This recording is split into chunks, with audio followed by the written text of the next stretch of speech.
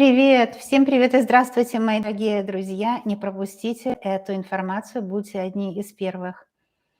Сейчас я хочу вам рассказать о том, как откроет коридор времени для вас небеса и покажет ваше будущее, вашу судьбу, потому что именно судьба открывается, и видимое то, что в другое время вообще невидимое во время коридора времени.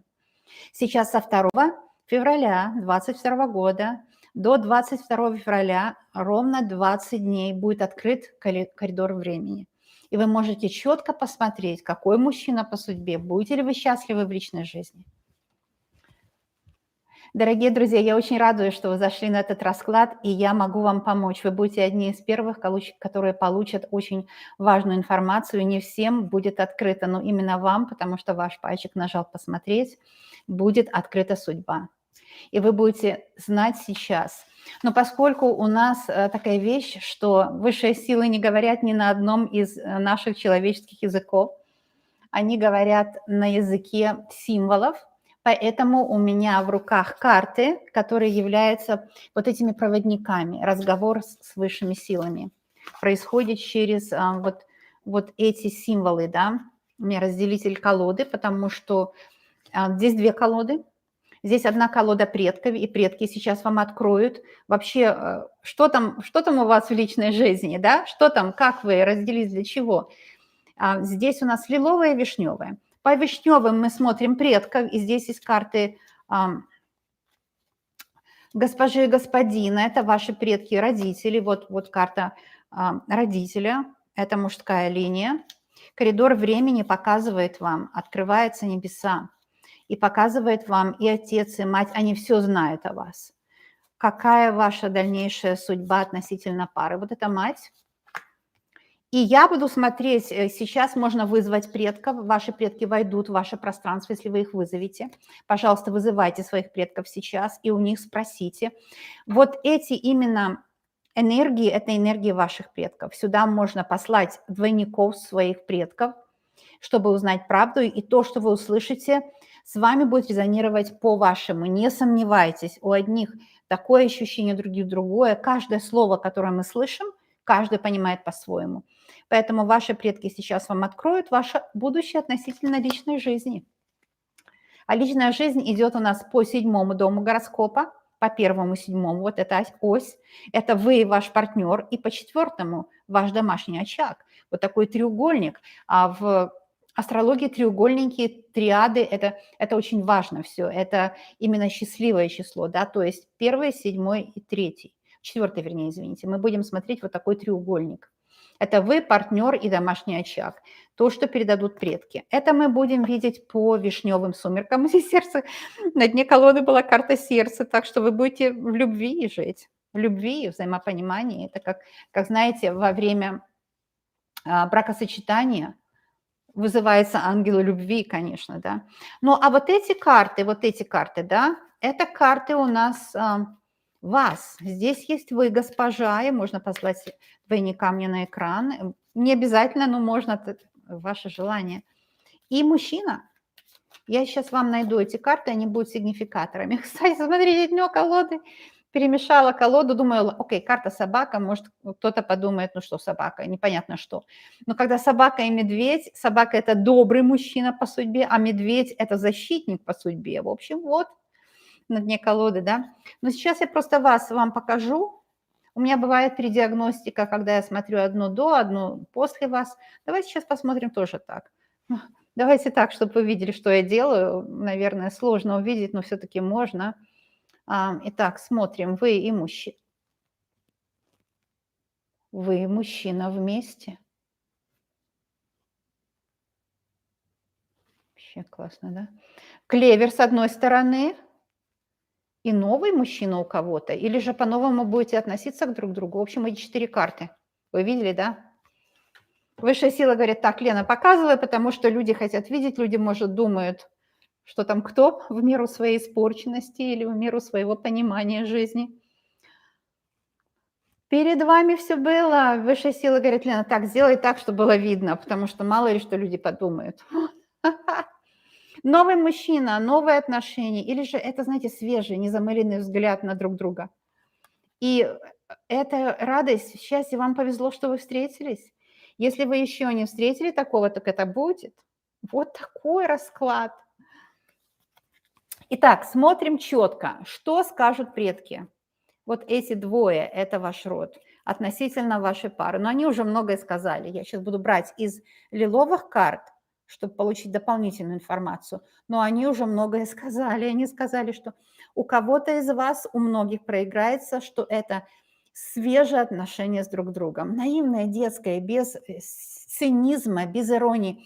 К сожалению, у нас когда-то было это у многих людей, цинизм, ирония, и это не должно передаваться в гадание. И вообще в современный мир, где мы переходим в четвертое измерение, это невидимый мир становится видимым. Цинизм, ирония, каркающее гадание, такие базарные. Вот это вот все, оно не нужно никому. Это вот видеть негатив, потому что в будущем можно увидеть негатив, можно увидеть позитив. То и другое есть.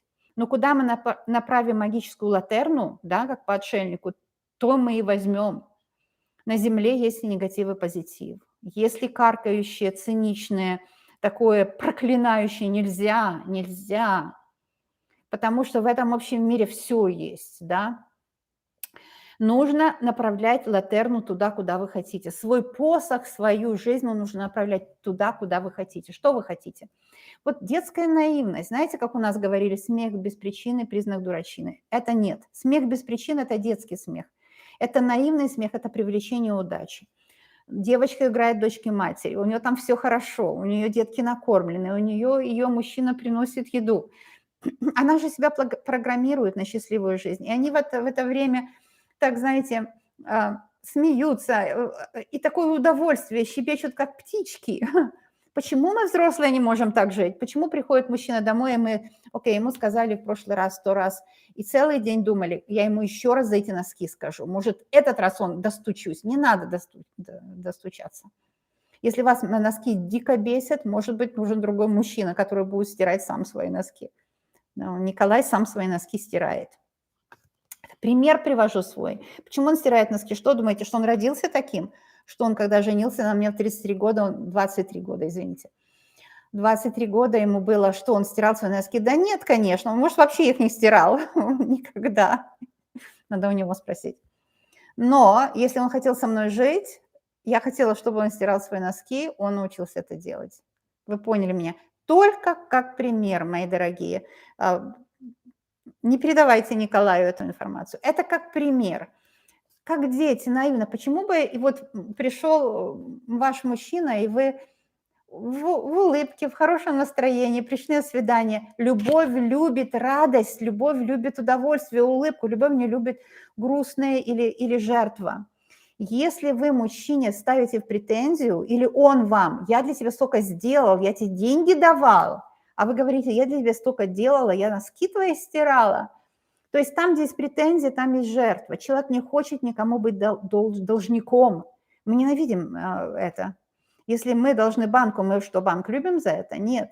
Поэтому если мы выставляем ему в укор что-то, или нам он в укор, мы должники друг у друга. Там любовь просто умирает.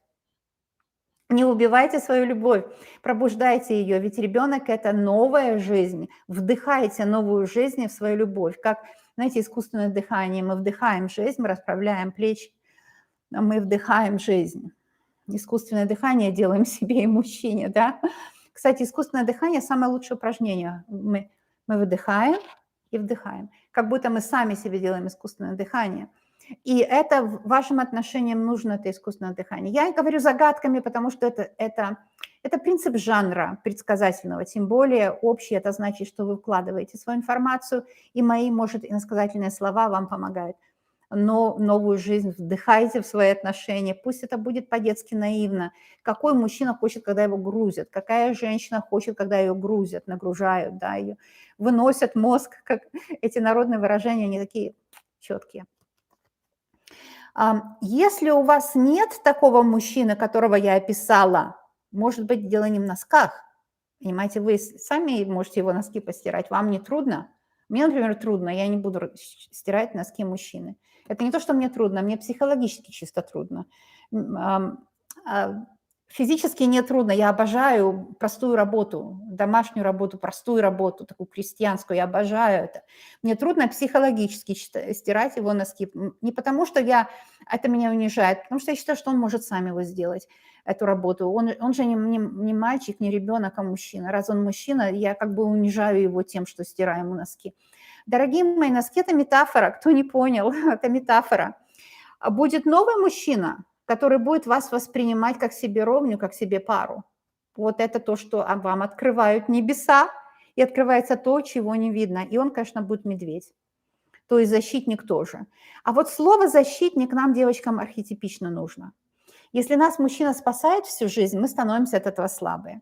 Но если мы чисто информационно понимаем, что есть мужчина, если нужно подставить плечо, это хорошо для нашего ацидоцина. Ацидоцин человеку нужен, это гормон радости, и он вырабатывается только в отношениях. Только в отношениях. Потом нам нужны другие люди. Вот для этого ацидоцина, да. Окей, что скажут родовые родители? Хочу сделать короткий экспресс, потому что открываются небеса. И выходит правда наружу, то, чего раньше было не видно. Беру вишневое и показываю вам, напоминаю, родители сказали, родовые родители, кураторы рода, что любят вас и знают, что вы будете любимы, карта сердце. Сейчас в этот момент, когда вы смотрите, входят кураторы рода, сейчас я чувствую, мои вошли. И точно по такому же принципу и ваши кураторы рода вошли сейчас. И они вам дадут подсказку относительно личной жизни. Итак, мы проверяем, мы спрашиваем у родителей родовых. Да? Ваш дом первый – это ваша личность, 7-й дом – кто будет партнер, новый или уже которые есть. Люди не меняются, люди начинают другие дорожки в своем космосе проходить. А там 360 дорог, это все по кругу идет. Да? И тот мужчина, который пробужденный, который смотрит на невидимые дорожки, знаете, как вот на невидимые дорожки, это же Пушкин же был эзотериком, да, они начинают по им идти, мы смотрим, он бросил пить, он меня больше уважает, он как-то другой. Это не то, что он другой стал. Или, например, я другая сегодня, мы каждый день другие. Потому что каждое утро есть ангел утра, говорят, кстати, родители сейчас с вами. Ангел утра дает вам волшебный фонарь. И ангел утра, когда мы встаем, новое утро, всегда говорит вам, но вы его часто не слышите. Я иногда не слышу тоже. Или, может, чаще, чем вы. Потому что нет людей совершенных. И ангел утра говорит так, бери вот этот посох, бери волшебную латерну, а это внутренний свет, который идет из ваших глаз. Вот, смотрите, леса в вашем пространстве есть. Но об этом сейчас будет идти речь. И леса, которые, хочется вам сказать, с утра встали, ой, плохое настроение, голова что болит, что я толстая опять, что такое, кто-то мне что написал за ночь. Это леса, это тот, кто притворился куратором рода, тот, кто говорит, смотри на негативно, проходи ту дорожку, что вчера проходила, туда-сюда, как этот Новосельцев, помните, туда-сюда будешь у меня мелькать перед глазами. Вот. И зачем вам это? Это не ангел, это же темные силы с утра. Сказали вам, ой, что от него ожидать? Он опять придет, он опять будет в плохом настроении, он будет выносить мне мозг, у него есть, может, другая, давай я посмотрю ленту его, чем он там увлекается, что у него вообще. Давайте будем с мужчиной все время в конфронтации. Это лиса, да, она вас провоцирует на это. Давайте сейчас опять будем его проверять под микроскопом, будем его опять гнобить, он будет гнобить нас, это замкнутый круг. Это когда вы не взяли у ангела утро, волшебную латерну, не взяли посох и не пошли по новой дороге. А в новой дороге есть мужчина, который любит. Есть вы красивая, молодая в любом возрасте. Если вам много лет, вы еще красивее, потому что вы знаете свои фишки. Молодые боятся своих фишек. Вы что думаете, что молодые выглядят все одинаково, потому что косметика одинаковая? Да, это тоже есть место быть, но в основном, потому что молодые боятся своих фишек. Они хотят так, как Алла Пугачева, так, как Бузова, так, как еще кто-то там, да? Понимаете? Свои фишки только с возрастом познаешь, и поэтому ты уютный, домашний друг, приятный. Потому что у тебя не фишки другой, не украденные фишки, свои. И вам дается это латерна, мать и отец говорят: так, иди сегодня, не слушай это, тебе не надо. Тебе не нужен мужчина, у которого есть другая, но вот он потом из другой тоже сделают ничто. У тебя будет мужчина, у которого ты будешь единственная. И ты у себя единственная. Так, взяли магическую малатерну и слушаем, что родовая мать говорит. Окей, хорошо.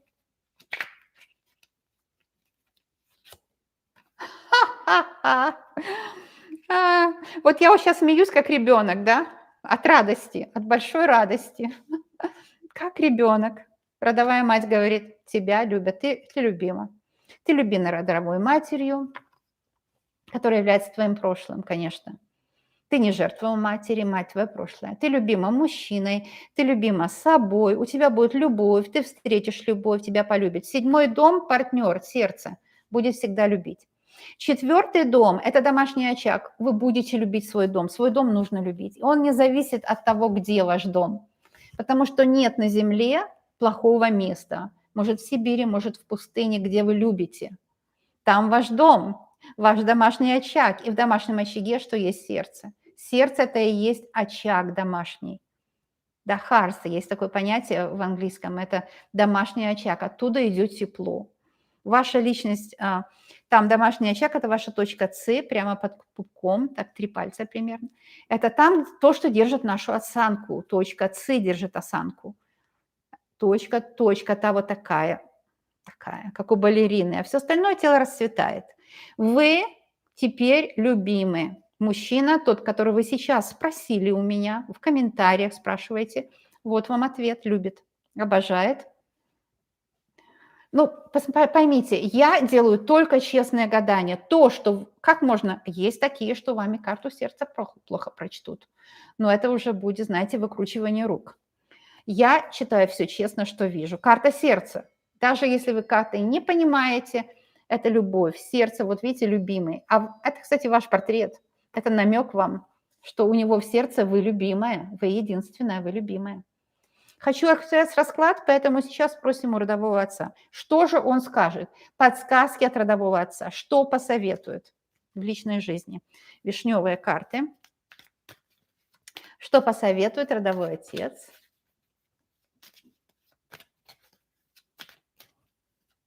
Взяла куртку с собой, но мне не нужна она, потому что здесь такая горячая энергия, хоть у меня и прохладно. Я выключаю отопление, чтобы не мешал звук вам. Поэтому иногда вы меня видите в куртках. У меня масса курток, я их обожаю. В Ванкувере куртки нужны. Кто-то пишет, чего вы всегда в куртке? У меня куртки как свитера, легкие. Легкая, счастливая жизнь. Это у нас с вами. Ну все, готово? Что скажет родовой отец? Никогда не отвлекаюсь. Кто там что-то мне говорит? Чиститься нужно, говорит отец. Чистить дом от негатива, чистить голову. Кто меня сейчас обвинил, что я как бы отвлекаюсь, типа никогда не отвлекаюсь. Чистить голову, кто негативно относится к людям, кто критикует других. Если вы критикуете других, не ожидайте, что вас критиковать не будут. Чистить все, чистить свое пространство.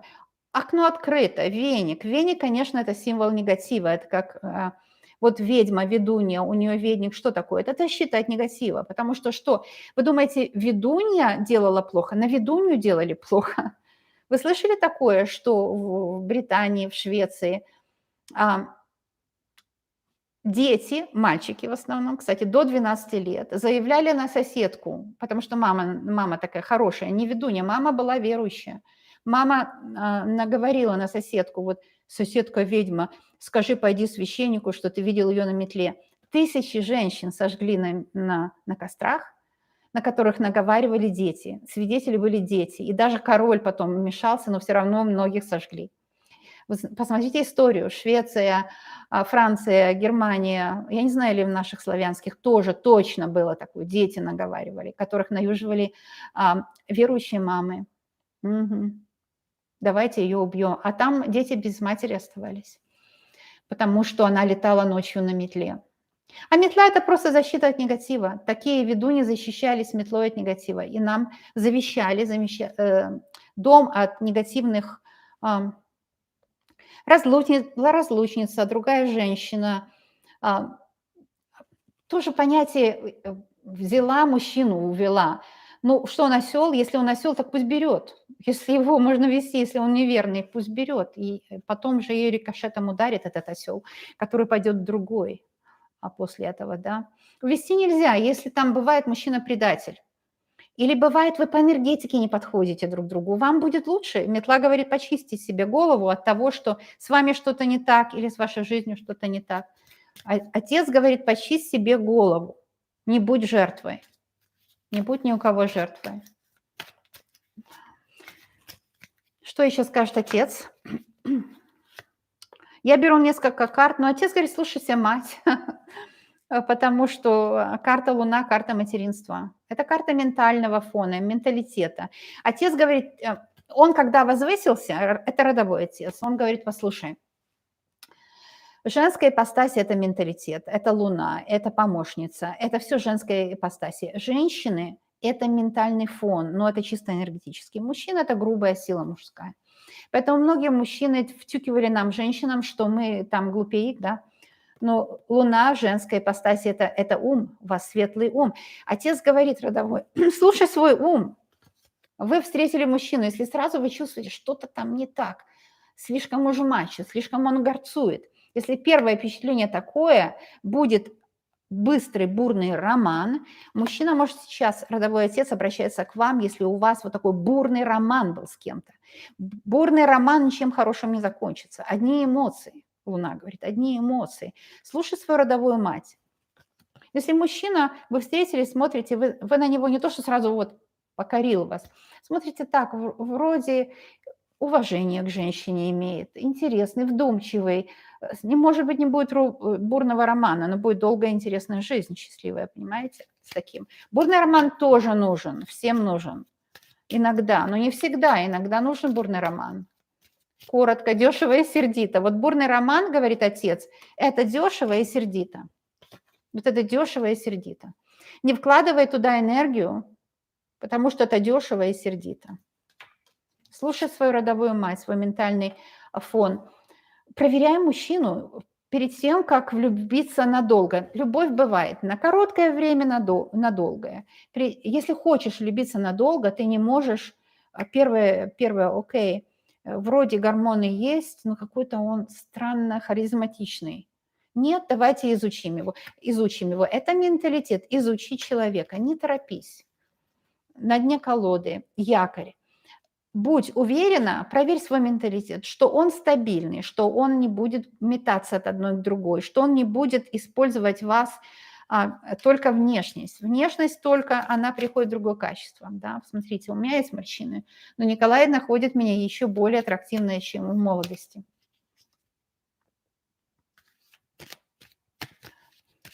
Понимаете?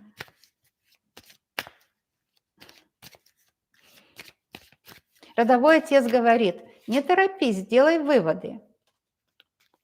Судьба открывается. Что скажет отец? Смотрите, новый человек. Ну вот, понимаете, эта же карта была и в другой колоде. Мы уже имеем с вами место силы. Сейчас покажу. Мы уже с вами имеем место силы. Потому что две колоды дали вам одну и ту же информацию. Карта ребенок. Я уже говорила, ведь не зря это говорила, что как дочки матери, ну, будьте в хорошем настроении. Это же для вас в копилочку здоровье улучшится, если вы в хорошем настроении. Потому что счастливый менталитет дает здоровое тело. Организм говорит, так, нас любят. Да, нас любят. Здоровый менталитет говорит организму, так, нас любят, хотят, чтобы мы жили. Детское отношение. Когда вышла вишневые сумерки, та же карта ребенка, я вам просто предлагаю перегнать наперед и прослушать все, что я сказала о ребенке. Потому что я не хочу быть попка-дурак, я и так как попка-дурак часто бываю. Но иногда повторяю как заговор, кто не знает. А иногда, чтобы больше высшие силы открыли. Это жанр предсказательный, там по-другому. Я не лингвист, я не профессор языка. Я говорю простым языком, то, что мне приходит, то и выдаю вам, дорогие мои, да. Это не подготовка была, это все при вас. Поэтому понимаете сами закон жанра, да, то, что приходит, то и говорю, каждый что-то свое услышит. Новый мужчина или новое отношение друг к другу. Высшая сила говорят, без этого никак. И высшие силы через отца говорят, и через мать, потому что два ребенка. Без этого никак. Либо вы относитесь друг к другу по-новому, как будто первый раз видите. У буддистов есть такая практика. Они бедные всю жизнь в этом оранжевом сидят, жизни не видят вообще, чтобы узнать секреты, внутренние секреты. Ну, сейчас четвертое измерение, все будут свои секреты узнавать. И они сидят, бедные, в этом оранжевом всю жизнь, чтобы освободить мир от мыслей мозг. Но теперь уже mindfulness – это будет просто присутствовать в моменте, да. И хотят детский подход к жизни, как будто вижу в первый раз, да. У них даже есть такая практика, смотрю на стул и не знаю, что это стул. Как вижу, как первый раз. Но это трудно себе сказать, окей, я не знаю, что это стул. Это же путь к шизофрении на самом деле. Я не знаю, что это стул. Но сама идея, она вам здесь поможет. Как будто вижу его в первый раз. Ну, как будто я не знаю, что он там. Если он выпивает, другое дело, мои дорогие, он под влиянием ляр в сущности, это другое дело. Если он выпивает, нужно дать ему возможность от этого избавиться, и живем своей жизнью. Если можем, отдельно от него экономически, если не можем, там сложнее. Там сложнее, получится, как у буддистов, нужно будет выживать, но живем своей жизнью, если он выпивает. Если у его бес попутал, у него другая, там у кого-то треугольник, да, так, говорим ему, так, тебя бес попутал. Если ты хочешь, живи с ней, но с двумя не получится, у меня есть самоуважение. То есть это новое отношение к друг другу, понимаете, это новое, вас уже ставит Вселенная перед выбором, так, или мы по-новому начинаем, берем утром, да, как я говорила, этот ангел, латерну, так, я по-новому сегодня, я по-новому, наивно, да, по-новому. Ну, не наивно, это значит, я знаю, я циничный, я начинаю вот это вот циничные эти все, этот сарказм, кому он нужен? Кому нужно что доказать? Бесполезно. В общем, так, мои дорогие, новый мужчина у многих, да, если у вас безвыходная ситуация. Но здесь и мужчина, который вас новую видит каждый день. Вообще для женщины это очень естественно быть новой каждый день. Мужчина, он как брик, он как кирпич, да. Но извините, я не это хотела сказать. Там именно с Японией много идет, не зря я про точку Ки говорю, про это все. Вот это... Нет сарказма, дорогие, нет понимания вот этого, знаете, как наше вот критическое мышление, чтобы себя познать. Сейчас четвертое измерение – это свои секретики для себя открыть. Новый я, а не непонимание того, что я все тебе знаю, я теперь буду немножко циничной, я теперь буду такой, вот этот наш сарказм потому что как по-русски в комментариях обидеть, так ни на одном языке не могут. Ни на одном языке не могут, так как наш. Этот сарказм бросайте, наивное, детское, новое, простое. Вот нам кажется, и западные какие-то никакие, потому что они вот не умеют вот это, они простые более люди на Западе. Я не знаю, как вам еще сказать это. Вы знаете сами, это или новый любимый, или по-новому друг на друга взгляните, без вот этого критического, ну вот я знаю точно, что в тебе не так. Ну ладно, знаю, ну и что? Да? Ну это же сердце, помните, там сердце вышло? Это же нужно иметь сердце любящее, чтобы увидеть, что в тебе так.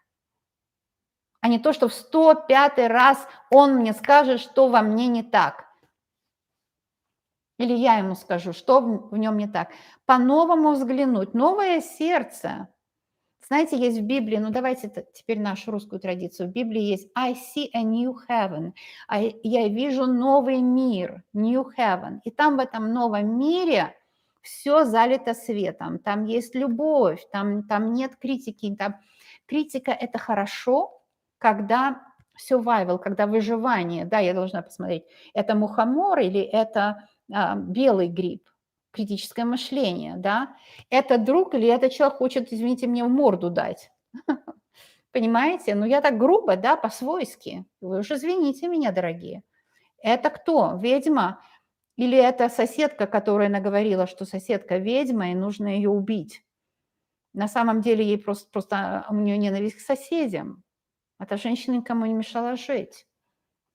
Какое критическое мышление у нас? В какую сторону? Какой там сарказм, какое там выпендривание? Выпендривание в мире других людей– это насилие. Зачем выпендриваться? Может, он выпендривается, может, мама его выпендривается. Мамы из-за страха это делают. Или ваша мама выпендривается, она знает лучше, что он у вас альфонс. А может, он не альфонс совсем, маме так кажется. Мама пробует ваша, чтобы вы почувствовали себя жертвой, зачем это ей нужно. Но это очень ущербно. Жена и муж станут одним телом. Только тогда, одним телом, кстати, это их будущие дети. They will become one flesh, одно тело. Когда, что они сделают? Когда жена делится, женщина, от своего прошлого, от своих родителей, а муж отделится от своих родителей. Они станут одним телом. Им нельзя назад, они не могут быть жертвой родителей. А родители это не знают, они по доброте своей душевной, он у тебя альфонс. Ну, я тоже такую делаю, такой грех. Потом я каюсь, потом я знаю, что я себе дала по голове, если я делала это относительно моей дочери. Зачем я свой пример привожу? Чтобы вы не думали, что я думаю, что я святая. Святая Елена. Нет, мы все с вами люди, мы все с вами имеем эти косяки. Так, все, хотела сделать экспресс, вижу уже 30 минут. Медведь любит новый медведь, или по-новому нужно увидеть друг друга. Ну, не получится видеть друг друга, как вчера, если вчера поссорились. Вот the point.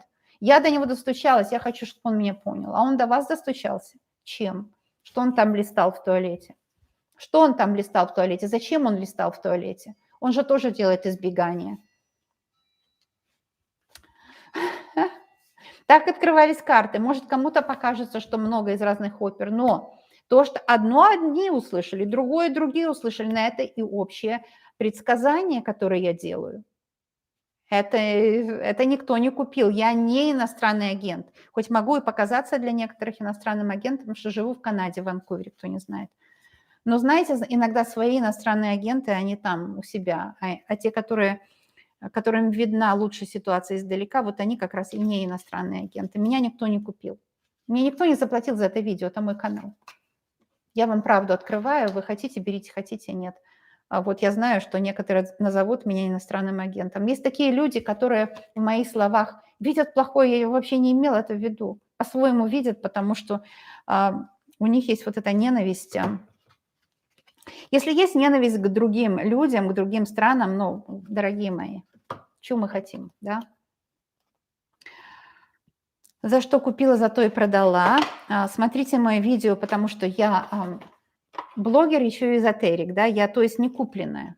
У меня нет клиентов, я всю свою энергию здесь на вас трачу. Может, я для вас и бабушка окажусь, но это не важно. Бабушка она мудрая, да.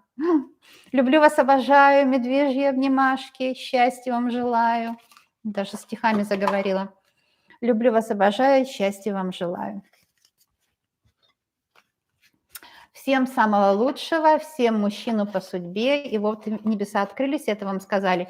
За что купила, за то и продала, а денег никого не уберу. Так что имейте уши, да услышите правду. Я, конечно, гадалка, может, и старенькая, но гадалка для кого-то, но мы все с вами здесь и сейчас, значит, мы все в одно время живем. Про меня-то, да? Пока-пока, медвежьи обнимашки, счастья всем. Приходите на мои видео. Каждый раз, когда пальчик нажал посмотреть, вот именно ту правду вами нужно было услышать. То, что сказано, то правда. Пока-пока.